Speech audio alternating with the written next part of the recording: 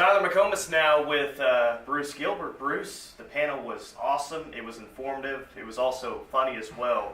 What have been your takeaways so far from the BSM Summit? It's been a great day and started the second day now. But as I told Jason on stage, I just think that obviously this format was really screaming for something like this because he's got a who's who of sports radio here. It's really a great group of people, and yesterday we had Colin Coward and Jim Rome, and the panel we just did was really fun because it was just kind of more generic programming basics, but getting to do it with my brother was a real kick. Him and I have never been on a panel together before, even though we've both been in this business all our lives. So it's a great couple of days and a lot of good learning and more learning to come. You've had countless conversations with Mike about the business, but as you said, that was the first time that you two were together on a panel.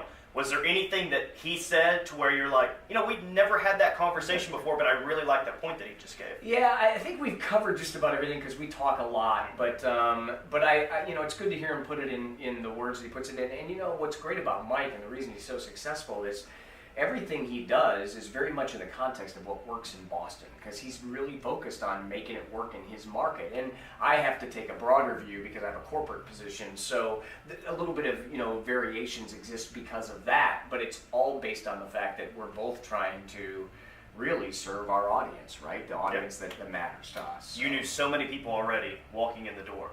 But who's one person that you're going to walk out and leave LA saying, you know what, I'm glad I either talked to that person, had a one-on-one conversation with them, or I'm glad I got to hear them speak on stage? Yeah, I wish I would have had a little one-on-one time with some of the guys who talked about esports yesterday because I think that there's a lot of similarities in where they're at in their life cycle and where sports radio was when it first started.